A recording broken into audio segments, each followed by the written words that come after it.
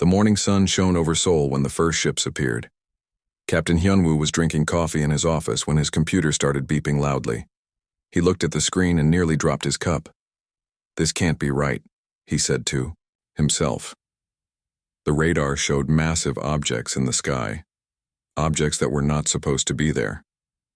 Admiral Ji-hai ran into the command center. Her face was serious as she looked at the big screens on the wall. "How many ships?" she asked. 12 large vessels over major cities around the world," said Commander Boram, typing fast on her keyboard. 3 are over Seoul, 2 over Tokyo, 2 over New York, and the rest spread out. The ships were huge. Each one was the size of a small city. They had smooth silver surfaces that reflected the sunlight like mirrors. They moved slowly through the air without making any sound. General Tai-min walked into the room. He was an older man with gray hair and many years of military experience. He watched the screens for a long time without saying anything. Then he smiled just a little bit. "Sir?" Captain Hyunwoo asked. "What should we do?" "We wait," General Tai-min said. "Let's see what they want." Around the world, people came out of their houses to look at the sky. Some were scared. Some took pictures with their phones. The ships just stayed there, floating like giant clouds made of metal. Dr. Soo-jin was in her laboratory when the news reached her.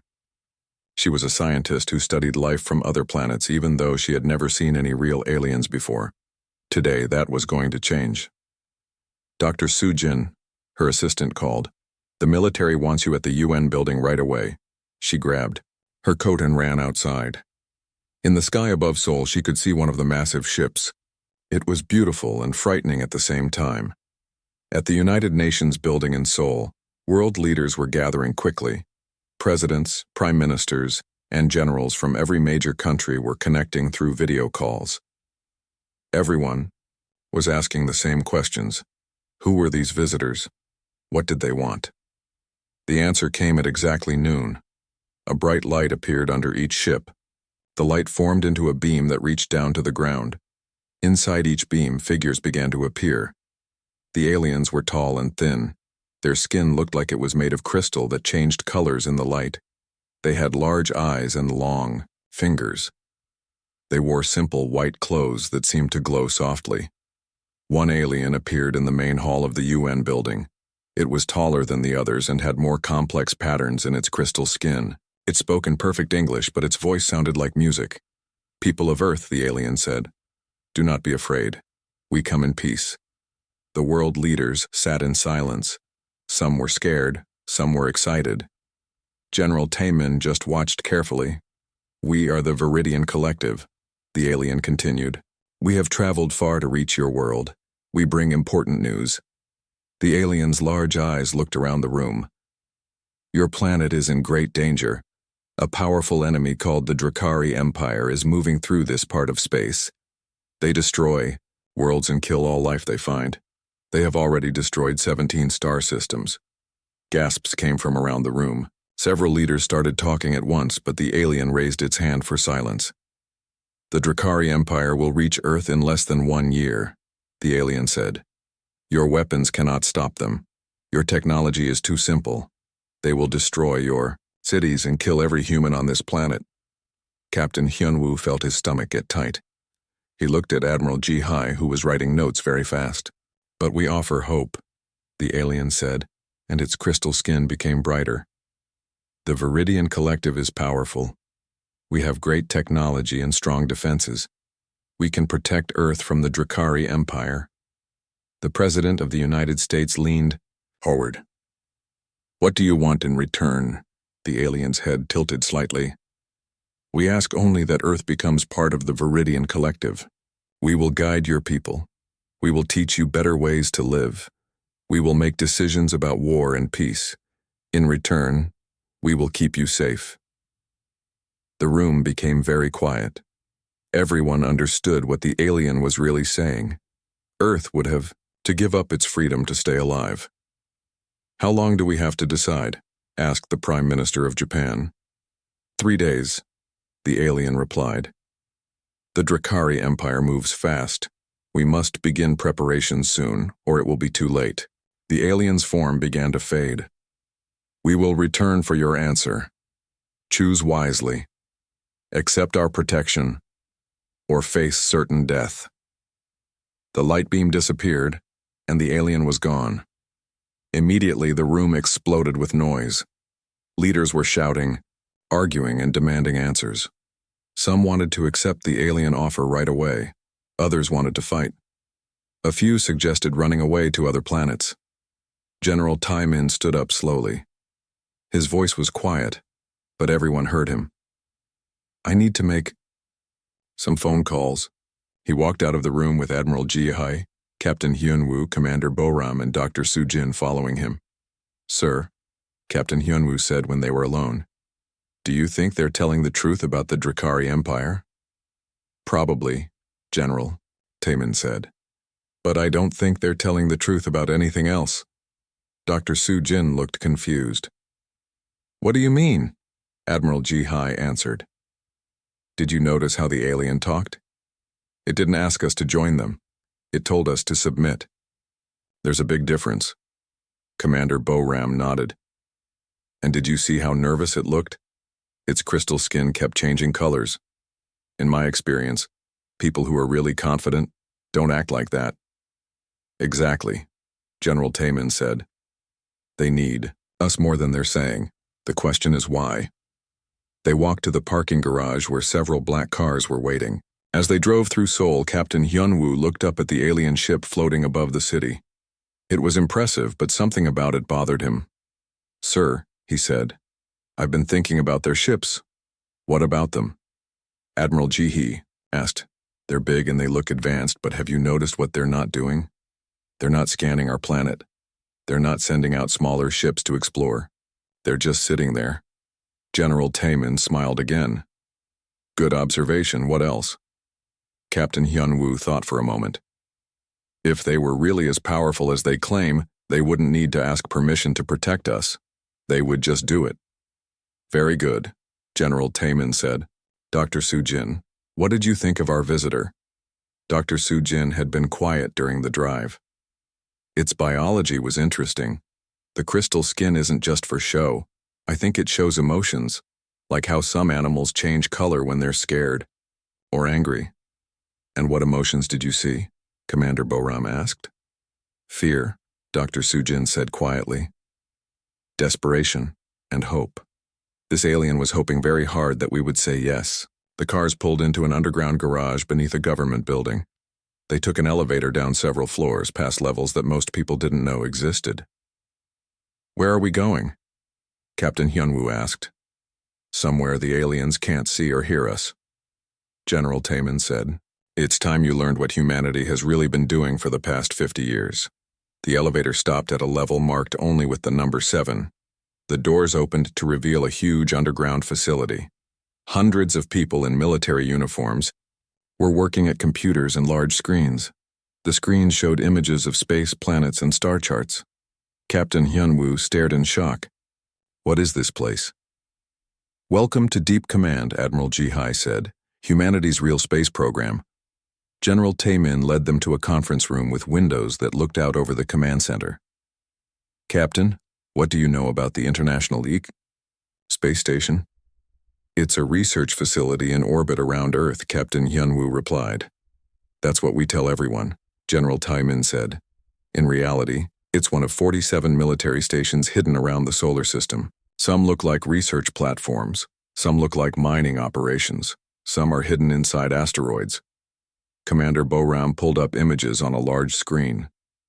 "Here's what the aliens don't know. Humanity has been preparing for contact with hostile aliens for decades. We have weapons in space that can destroy planets. We have shields that can protect entire star systems. And we have ships that are faster than anything these Viridians have ever seen."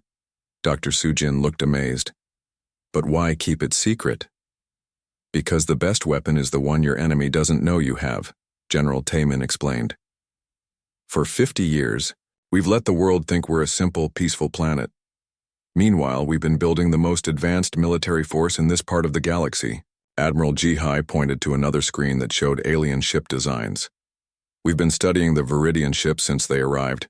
Their technology is impressive for defense, but they have almost no offensive weapons. These aren't conquerors, they're refugees. Refugees looking for someone else to do their fighting, General Taemin added.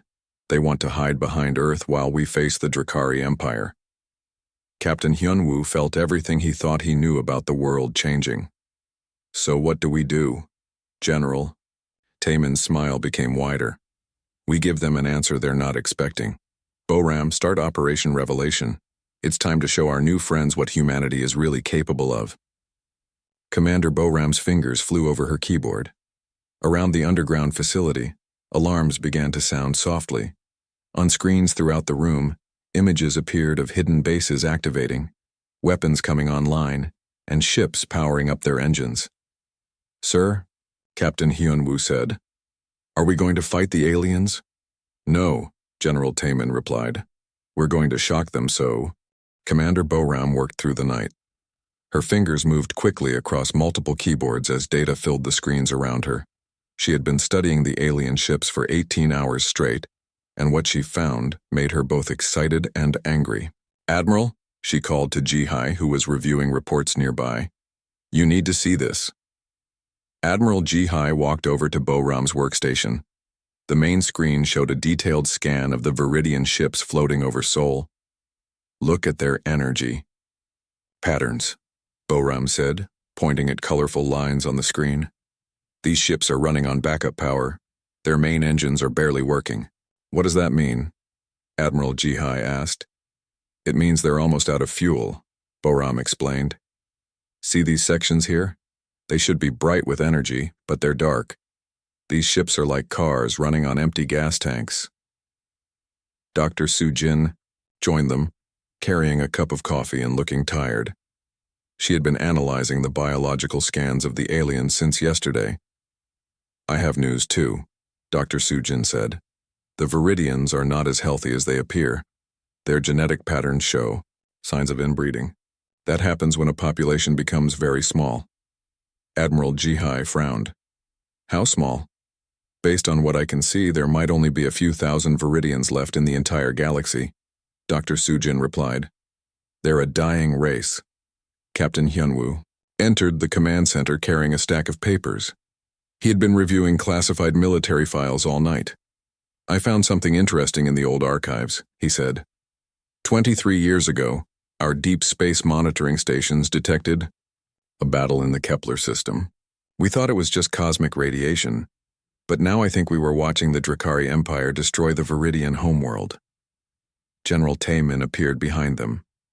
Despite being awake for over 30 hours, he looked alert and focused. So let me understand this, General Taemin said.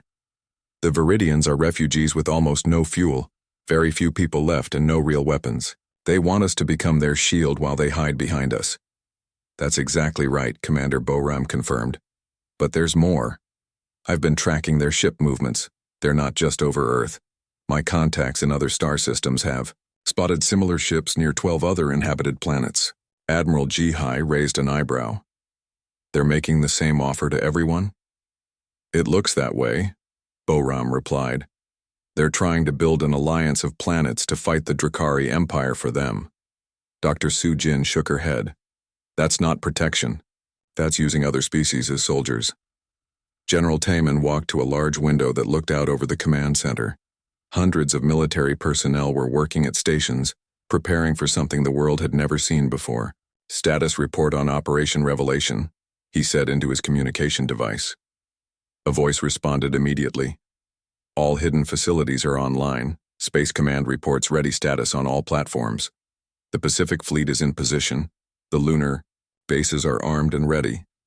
Excellent, General Taemin replied. What about our friends upstairs? The Viridian ships are maintaining position. No change in their energy signatures. They don't seem to know we're monitoring them. Captain Hyunwoo looked confused. Sir, what exactly is Operation Revelation? Admiral Jihai smiled. We're going to show the Viridians what Earth really looks like when we stop pretending to be helpless. She led them to another section of the command center, where a massive three-dimensional map of the solar system hung in the air. The map showed Earth, the moon, and all the planets. but it also showed dozens of other objects that most people didn't know existed. These are humanity's real assets, Admiral Jihai explained, pointing at various points of light on the map. Battle stations hidden inside asteroids, weapon platforms disguised as research satellites, mining operations that are actually military bases. Commander Boram added more details. The asteroid belt contains 15 major weapons platforms. Each one has enough firepower to destroy a moon. The outer planets have sensor arrays that can detect ships from other star systems weeks before they arrive. And this, General Taemin said, pointing at a cluster of lights near Jupiter, is the Crown Fleet. 37 warships that officially don't exist. Each one is more advanced than anything the Viridians have ever seen. Dr. Sujin stared at the map in amazement. How long have you been building all this? Since 1969, General Taemin replied. When humans first walked on the moon, we realized we needed to be ready for what might be out there. Every space mission since then has had a secret military purpose. Captain Hyun-woo pointed at Earth on the map. What about planetary defenses? Glad you asked, Admiral Jihai said. She pressed a button, and the map zoomed in on Earth. Suddenly, the planet was surrounded by hundreds of small dots. Orbital defense platforms, she explained. To most people, they look like weather satellites or communication relays. In reality, they're weapons that can hit targets anywhere in the solar system. The Viridians have no idea, Commander Boram added. Their scans show Earth as a peaceful planet with simple technology. They can't detect our real capabilities because we've spent decades learning how to hide them. General Taemin turned to face the group. Now comes the important question. What do we do with this information? We could accept their offer, Captain Hyun-woo suggested. Use their defensive technology while secretly building our own forces. We could refuse and fight the Drakari Empire ourselves, Dr. Sujin added. Or, Admiral Jihai said with a grin, we could do something completely different. General Taemin nodded. I like the way you think. What did you have in mind? We turn the tables, Admiral Jihai explained. Instead of accepting their protection, we offer to protect them. But first we need to show them exactly what they're dealing with. Commander Boram looked excited. You want to reveal our true military capabilities? Not all of them, General Taemin said. Just enough to make them understand that their offer of protection is insulting. Dr. Sujin looked worried. What if they get scared and attack us? With what? Admiral Jihai laughed. Their ships are barely functional. Besides, we've been monitoring their communications. They're more afraid of us than we should be of them. Captain Hyun-woo was studying the solar system map. Sir, if we're going to do this, we need to be careful. We don't want to start a war. We're not starting a war, General Taemin replied. We're preventing one. The Drakari Empire is coming whether we like it or not. The question is whether we face them as weak refugees like the Viridians, or as the apex predators of this solar system. A new voice came over the communication system.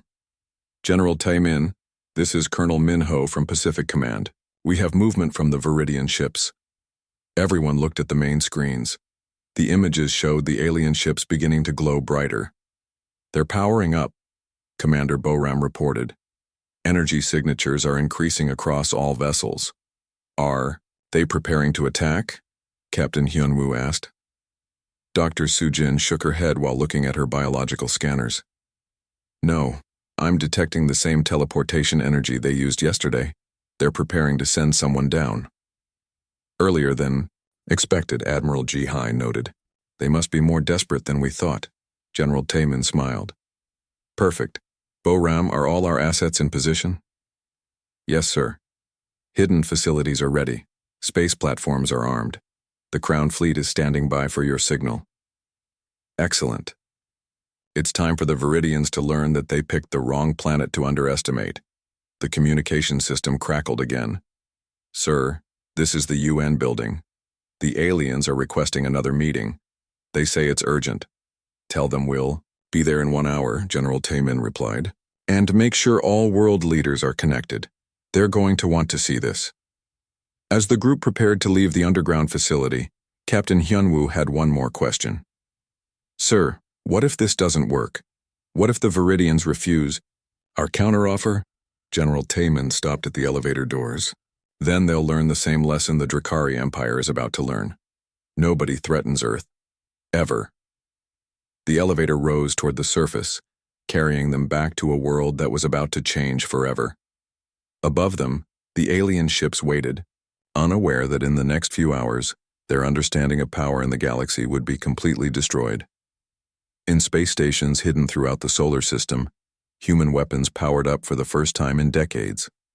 On distant moons, sensors locked onto the alien vessels. In the asteroid belt, railguns the size of skyscrapers rotated to face their targets.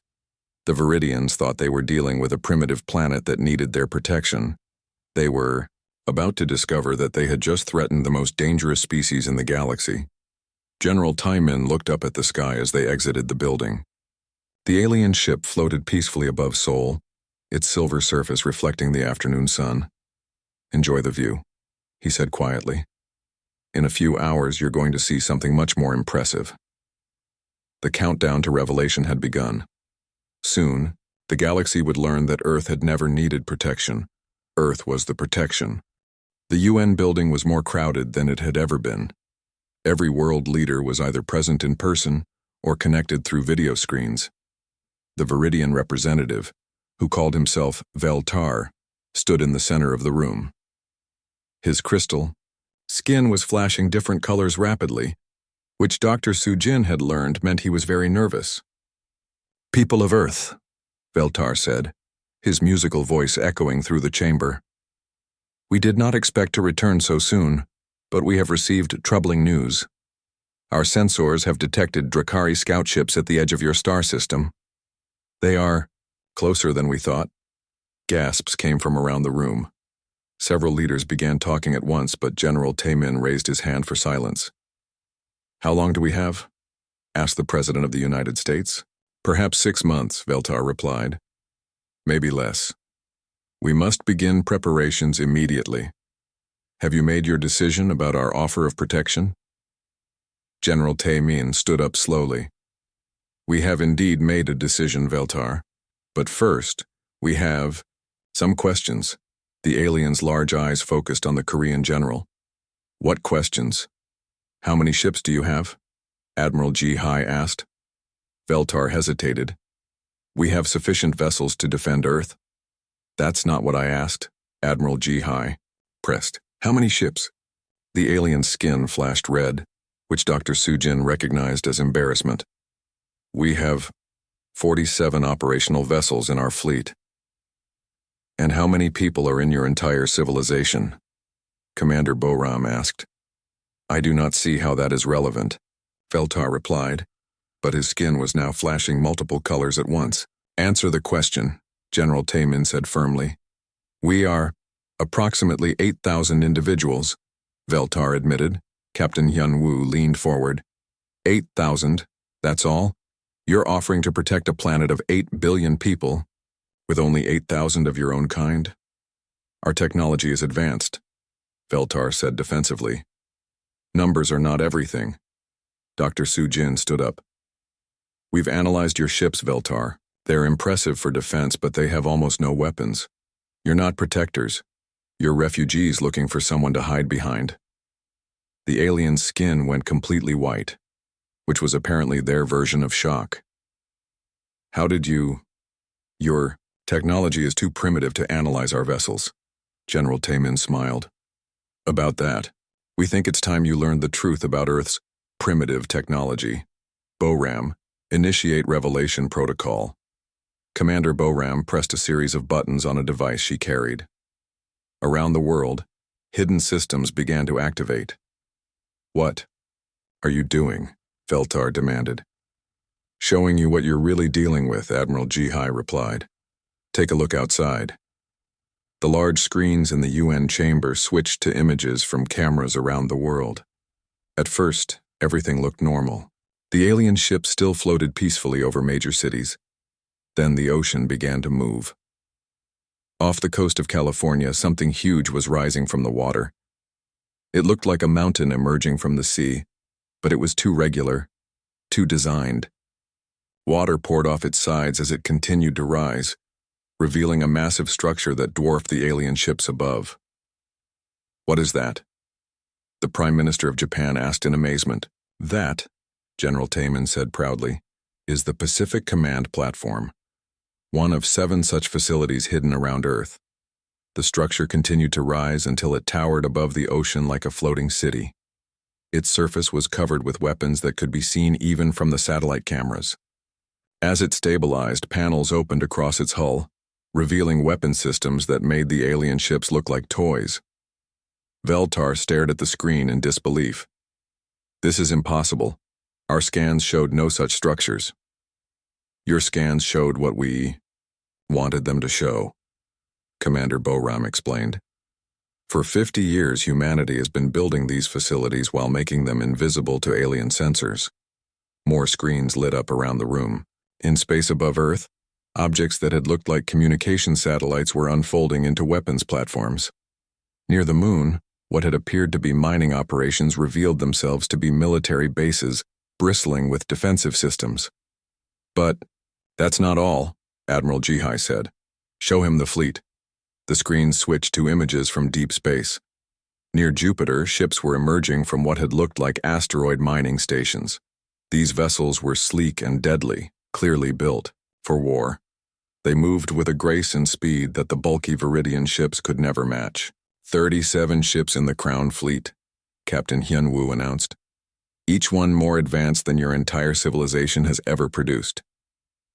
Veltar's skin was cycling through colors so rapidly, it looked like a rainbow. "This cannot be real. You are a young species. You have not had time to develop such technology." "Young species?" Dr. Sujin laughed. "Veltar, humans have been fighting wars for thousands of years. We've had plenty of practice with military technology." General Timon walked over to stand directly in front of the alien. "Here's what's really going on, Veltar. Your people are refugees who have been running from the Drakari Empire for decades. You're almost extinct, your ships are falling apart, and you have no real weapons. You've been going from planet to planet looking for primitive species to use as shield walls while you hide." The alien's large eyes were wide with fear. How do you know this?" "Because we've been monitoring your communications since the moment you arrived," Commander Boram replied. "We know about the other planets you've contacted. We know about your failed attempts to build a defensive alliance, and we know that Earth was supposed to be your easiest target." Admiral Jihai pulled up more images on the screens. "We also know about the Drakari Empire. They're not the unstoppable force you make them out to be. They're bullies who win fights by attacking species that can't fight back." "Their ships are big and heavily armed," Captain Hyunwoo added, "but they're slow and use simple tactics. They've never faced an enemy that could actually hurt them." Veltar's voice became very quiet. "What do you want from us?" General Taman's smile became wider. "That's the wrong question, Veltar. The right question is, what can we do for you?" The alien looked confused. "I do not understand." "We're making you a counteroffer," Admiral Jihai explained. "Instead of you protecting Earth, Earth will protect you. We'll help you fight the Drakari Empire, but we'll do it our way." "Your way?" Veltar asked. "The human way," General Taman said. "We don't run from bullies, we find them and we end them." Dr. Sujin stood up again. "Your people are good at defense and hiding. That's useful. Our people are good at hunting and destroying enemies. Together, we could not only stop the Drakari Empire, we could eliminate them entirely." The screens around the room continued to show humanity's hidden military might. Weapon platforms in the asteroid belt, sensor arrays near Pluto, and fleets of ships that had been disguised as space debris. "But this partnership comes with conditions," Commander Boram said. "No more lies, no more treating us like primitives, and definitely no more offering to guide our civilization." Veltar was quiet for a long time. His skin slowly changed to a deep blue color, which Dr. Sujin had learned meant he was thinking very hard. "The Drakari Empire has destroyed 17 star systems," he finally said. "They have thousands of ships. How can you possibly defeat them?" Captain Hyunwoo grinned. "Veltar, let me ask you something. In all the battles you've heard about, Have the Drakari ever faced an enemy that shot back? What do you mean? Every species they've attacked has tried to defend themselves by hiding or running away, Admiral Jihai explained. They've never fought anyone who actively hunted them. General Taimin walked back to his seat. The Drakari Empire is about to learn a very important lesson about humanity. We don't just defend our territory. We eliminate threats to our territory. But how? Veltar asked. Their numbers? Numbers don't matter when you have better tactics and superior technology, Commander Boram interrupted, and we have both. The alien representative looked around the room at all the human faces staring at him. For the first time since arriving at Earth, he was beginning to understand that he had made a serious mistake. So what is your answer to our original offer? He asked weakly. General Taimin stood up again. Our answer is this. Thanks for the warning about the Drakari Empire, but we don't need your protection. However, we're willing to extend our protection to you and any other species that the Drakari have been threatening. Your protection? Veltar's skin flashed white again. That's right, Admiral Jihai said. Welcome to humanity's first law of galactic diplomacy. Nobody protects Earth, but Earth protects anyone willing to stand and fight beside us. The screens around the room continued to show images of human military power. Ships moving through space with deadly grace. Weapons, platforms that could crack planets. Defense systems that could stop entire fleets. So, General Taimin said, do you want to keep running from the Drakari Empire for the rest of your short lives? Or do you want to help us teach them what happens when they threaten our friends? Veltar looked at the screens showing Earth's military might. His crystal skin was cycling through colors that Dr. Sujin had never seen before. I need to contact my leadership, he said quietly. Of course, General Taimin replied. Take all the time you need. But remember, the Drakari Empire is coming whether you help us or not. The question is whether you want to face them as refugees hiding behind our skirts or as... 2 days later, Commander Boram stood on the deck of the human ship Soul's Pride as it approached the Viridian flagship. The massive alien vessel looked even more damaged up close than their sensors had suggested. Patches of different colored metal showed where emergency repairs had been made, and several sections of the ship were completely dark. This is even worse than we thought, Captain Hyunwoo said, looking through the viewing windows at the alien ship. It's barely holding together. Dr. Sujin was scanning the vessel with her portable equipment. I'm reading massive structural damage throughout the ship. This thing has been patched and repatched so many times I'm amazed it can still fly. Admiral Jihai joined them at the observation deck. How many Viridian ships are in their fleet? 47. Just like Veltar said, Commander Boram replied, checking her data pad. But only 12 of them appear to be fully operational. The rest are running on emergency power. General Tae-min entered the deck, accompanied by several Korean Marines who would serve as security during the meeting. Any word from their leadership? Yes, sir, Boram answered. Veltar has agreed to let us board their flagship for direct negotiations. He says their Supreme Commander wants to meet with us personally. Interesting, General Tae-min said. Usually when someone wants to meet face-to-face, it means they're desperate. The Soul's Pride slowly moved closer to the Viridian flagship. Through the windows they could see parts of the alien ship that were clearly not original construction. Entire sections had been rebuilt with different materials and technologies. Look at that. Dr. Sujin pointed to a section of the ship that glowed with a different color. They've been scavenging parts from other species. This ship is like a patchwork quilt of different alien technologies. That explains why our scans were confusing, Captain Hyunwoo noted. We weren't looking at pure Viridian technology. We were looking at pieces of dozens of different civilizations. A beam of light appeared from the alien ship and connected to the Soul's Pride. Veltar's voice came through their communication system. Human delegation, you are cleared to transport aboard our vessel. Please follow the guidance beam. The boarding party consisted of General Tae-min, Admiral Jihai, Commander Boram, Dr. Sujin, Captain Hyunwoo, and 6 Marines. They were transported. aboard the alien ship using the same light beam technology the Viridians had used to reach Earth.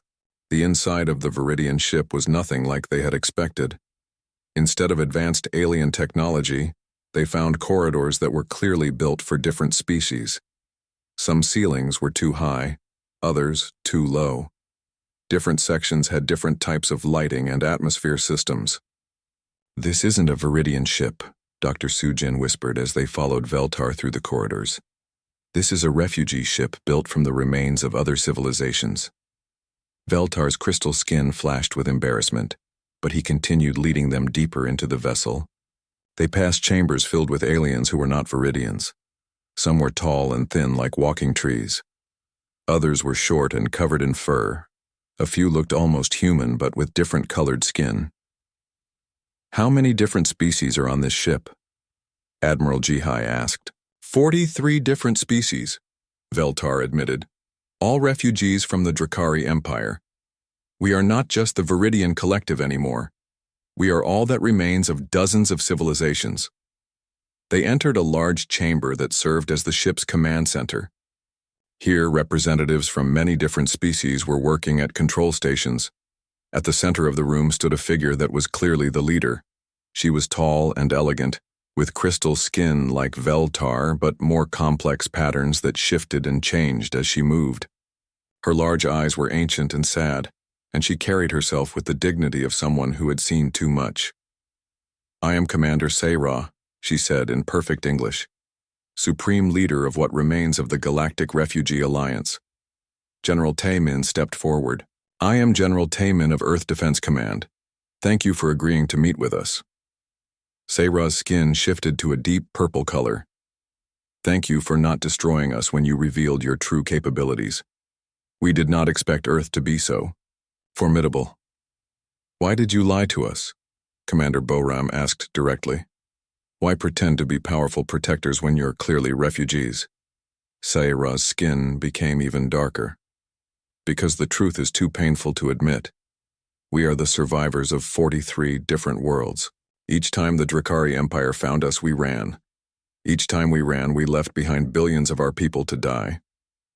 Dr. Sujin looked around at the different aliens working in the command center. "How long have you been running?" 87 years, Sayra replied. 3 generations of my people have been born on these ships, never knowing a true home. We have tried to build defensive alliances with younger species, hoping that together we could make a stand. But it never worked, Admiral Jihai guessed. "No," Sayra said sadly. "The younger species either surrendered immediately to the Drakari, or they were destroyed while we ran away again. We began to realize that we were not saving anyone. We were just spreading the destruction." Captain Hyunwoo studied the command center more carefully. "This technology, it's from all the different species you've rescued?" "Yes," Veltar answered. "When a world falls to the Drakari, we save who we can and integrate their technology into our ships. It has made us stronger, but also more desperate." General Taemin walked to a large viewing window that showed the rest of the refugee fleet. The ships were indeed a collection of different designs and technologies, all patched together into a mobile civilization. "Commander Sayra," he said, "what do you know about the Drakari Empire's military tactics?" Sayra's skin shifted to orange, which Dr. Sujin was learning meant focused concentration. "They use overwhelming force against stationary targets. Their ships are heavily armored but slow. They bombard planets from orbit until all resistance ends. Then they land ground forces to finish the job." "Have they ever faced an enemy that could fight back in space?" Admiral Jihai asked. "Not that we know of," Sayra replied. "Most species we have encountered rely on planetary defenses. The Drakari simply stay out of range and destroy everything from space."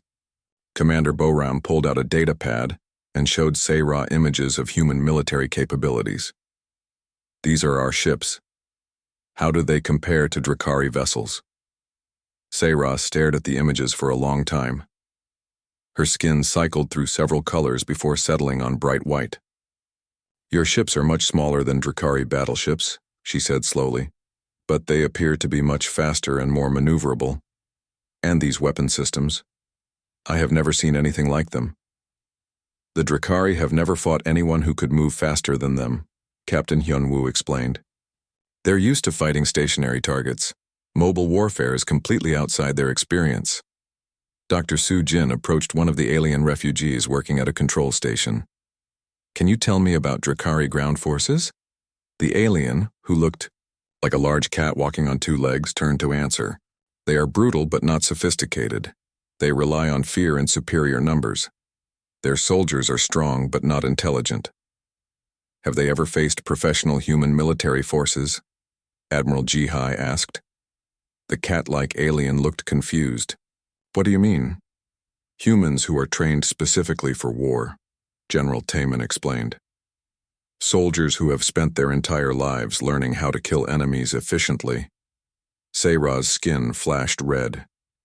You mean your entire species trains for warfare?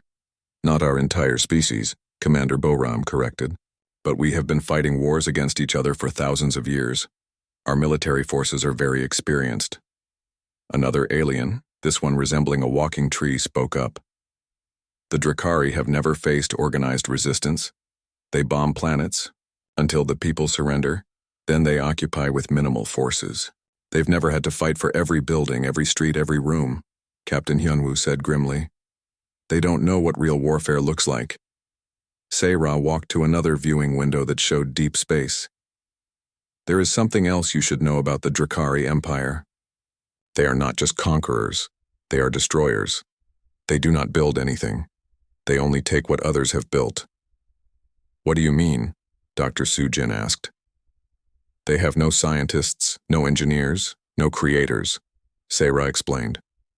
Everything they have was stolen from the civilizations they destroyed. Their ships, their weapons, even their knowledge comes from their victims. Admiral Jihai looked interested. So they can't adapt or innovate? Exactly, Veltar confirmed. They use the same tactics and the same technology they have used for centuries. They win through overwhelming force, not through cleverness. General Taemin smiled. That's their weakness. They've never had to evolve their tactics because they've never faced real opposition. Commander Boram pulled up more images on her datapad. Commander Seira, how would you feel about joining a military alliance that actually fights back? Seira's skin became very bright. You would accept us as partners, even though we have been running for so long? Your people are excellent at defense and evasion, Admiral Jihai said. Those are valuable skills, but you've never been partnered with a species that specializes in offense and destruction. What exactly are you proposing? Seira asked. General Taemin turned to face the Viridian commander directly. We're proposing that the age of 3 weeks later, Captain Hyunwoo stood on the bridge of the Soul's Pride as it moved through space toward the edge of the solar system. Around him, the combined human-alien fleet was the largest military force ever assembled in this part of the galaxy. Contact report, Commander Boram announced from her station. Drakari Empire fleet detected at coordinates 77 Alpha. Countess, this can't be right. What is it? Admiral Jihai asked, moving to look at Boram's screens. I'm reading over 3,000 ships, Boram said, her voice tight with concern. This isn't just an invasion force. This is their entire empire. General Taemin stood at the center of the bridge, studying the tactical displays. They're not taking any chances. They want to crush Earth so completely that other worlds will surrender without fighting. Dr. Soo Jin was monitoring the refugee ships that had joined their fleet. Commander Seira reports that her people are ready. Their defensive systems are integrated with our offensive capabilities. What about our hidden assets? Captain Hyunwoo asked. All weapons platforms are armed and ready, Admiral Jihai replied. The asteroid belt installations have clear firing solutions. Lunar Command reports all systems green. On the main screen, the approaching Drakari fleet looked like a dark cloud moving toward the sun. Each ship was massive, built like a flying fortress, designed to crush resistance through sheer size and firepower. Analysis of enemy vessels, Commander, Boram reported. Their ships are heavily armored but slow. Weapons appear to be primarily long-range bombardment systems. No evidence of advanced maneuvering capabilities. General Taemin activated the fleet communication system. All vessels, this is General Taemin. The enemy has arrived in force. But remember what we learned from our refugee allies. These ships have never faced organized resistance. They expect us to sit still and let them shoot us. Captain Hyunwoo checked the status of their own ship. Seoul's Pride reports all systems operational. Weapons charged, shields up, engines ready for combat maneuvering. Time to contact? Admiral Ji Hai asked. Drakari fleet will be in weapons. Range in 47 minutes. Boram answered. Dr. Soo-jin looked up from her monitoring station.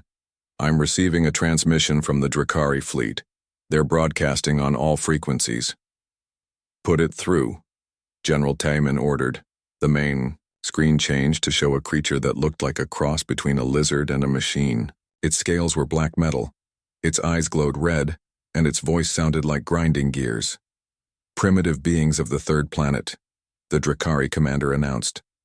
I am war leader Krax of the Drakari Empire. Your pathetic system has been chosen for destruction. You will surrender immediately or face complete annihilation. General Taemin stepped forward. This is General Taemin of Earth Defense Command. We decline your generous offer. Krax's mechanical eyes focused on the human general. You dare to refuse the Drakari Empire? We have destroyed 43 star systems. We have crushed every species that has opposed us. Your tiny fleet cannot stand against our might. You're right about one thing, Admiral Ji Hai said, joining General Taemin in front of the screen. Our fleet is much smaller than yours. Then you will surrender? Krax demanded. No, General Taemin replied calmly. We're just going to have to be more efficient. Captain Hyunwoo couldn't help but smile as he watched the Drakari commander's confusion. You mock us? Krax snarled. Very well. Prepare to die like all the others. The transmission ended, and the enemy fleet began to accelerate toward Earth. All ships, General Taemin announced over the fleet comm. Execute Battle Plan Alpha. Show them what human warfare looks like. What happened next had never been seen before in galactic history. Instead of forming a defensive line and waiting for the enemy to attack, the human fleet split into dozens of small groups and accelerated directly toward the Drakari Armada. They're charging straight at us? Krax's voice came over the intercepted enemy communications. This makes no sense. They should be running or hiding behind their planet. Commander Boram was tracking the battle from her station. First contact in 3 minutes. All ships report ready for engagement. The Drakari fleet opened fire while the human ships were still far away, expecting to destroy them at long range like they had done to every other enemy. But the human vessels were too fast and too maneuverable. They danced between the incoming fire like fighters avoiding raindrops. Return fire, Admiral Ji Hai ordered. The human ships unleashed weapons that the Drakari had never seen before. Railgun rounds that could punch through the heaviest armor. Energy beams that could slice battle cruisers in half. Missiles that changed direction, in flight to hit targets from unexpected angles. Impossible! Krax's voice crackled over the comm. These primitives have weapons that can hurt us, but that was only the beginning. As the human ships engaged the Drakari fleet at close range, the hidden weapons platforms throughout the solar system opened fire. Massive energy beams reached across space to strike the enemy ships from directions they hadn't expected. Sir, Captain Hyunwoo reported, the asteroid belt platforms are firing. Direct hits on 12 enemy vessels. The lunar installations are engaging, Dr. Soo-jin added. Enemy fleet is taking heavy casualties. On the main screen they could see Drakari ships exploding in brilliant flashes of light. The massive vessels that had seemed so threatening were being torn apart by human weapons designed specifically to kill things that were bigger and stronger. This is War Leader Krax to all units, came the panicked enemy transmission. Form defensive positions. They're attacking from all directions. But the Drakari Empire had never learned how to fight defensively. Their entire military doctrine was based on overwhelming force against helpless targets. When faced with an enemy that could fight back effectively, they had no idea what to do. Commander Boram was monitoring the tactical situation. Enemy fleet. Cohesion is breaking down. Several ships are trying to retreat, but our faster vessels are pursuing and destroying them. Commander Seira's voice came over the communication system from her refugee ship. General Taemin, Our defensive systems are holding perfectly. The human offensive capabilities combined with our shields are devastating the enemy. How are our casualties? Admiral Ji Hai asked. Minimal, Captain Hyunwoo reported. We've lost 3 ships, but the enemy has lost over 400. General Taemin studied the battle display. Begin Phase 2. It's time to end this. The second phase of the battle was even more devastating than the first. Human ships that had been hidden throughout the outer solar system suddenly appeared behind the Drakari fleet. These were the largest and most powerful vessels in Earth's arsenal, armed with weapons that could destroy entire moons. Where did those ships come from? Crack screamed over the comm. Our sensors showed no ships in that sector. Stealth technology, Dr. Sujin explained to the bridge crew. We've been hiding our main battle fleet behind Jupiter for weeks. New human ships opened fire with weapons that made their previous attacks look gentle. Entire sections of the Drakari fleet simply disappeared in explosions that could be seen from Earth. Sir, Commander Boram announced, enemy fleet strength is down to less than 30%. Most of their remaining ships are trying to retreat. Pursuing enemy vessels, Captain Hyunwoo reported. They're faster than we expected in retreat. Let them go, General Taemin ordered. But make sure they carry a message. Admiral Ji Hai opened a communication channel to the fleeing Drakari ships. War Leader Krax, this is Admiral Ji Hai of Earth Defense Command. What do you want? Came the terrified response. I want you to deliver a message to whatever's left of your empire, Admiral Ji Hai said coldly. Earth is under human protection now. So are the 43 species you've been hunting. If any Drakari ship enters human space again, we will hunt down your entire civilization and destroy it. You cannot threaten the Drakari Empire, Krax protested, but his voice lacked conviction. We're not threatening you, General Taemin added. We're promising you. Run back to your masters and tell them that their reign of terror is over. The galaxy has new protectors now. The remaining Drakari ships jumped to faster-than-light speed and disappeared into deep space, carrying news of their devastating defeat, back to whatever remained of their empire. As the battle ended, Captain Hyunwoo looked around the bridge of the Soul's Pride. Sir, what happens now? Now we build, Admiral Ji Hai replied. The refugee species have homes to rebuild. The galaxy has peace to maintain, and humanity has a new role to play. Dr. Sujin was monitoring communications from across the fleet. I'm receiving messages from dozens of worlds that heard about the battle. They're requesting protection from Earth. Commander Boram pulled up star charts showing the local galactic region. With our ship speeds and weapon capabilities, we could protect this entire sector of space. General Taemin walked to the main viewing window and looked out at the combined human-alien fleet. 3 weeks ago, aliens came to Earth offering to protect us. Today, we're the ones offering protection to the galaxy. Commander Seira's voice came over the communication system. General Taemin, on behalf of all the refugee species, I want to thank you. For the first time in 87 years, we can stop running. You don't need to thank us, Commander, General Taemin replied. You're our allies.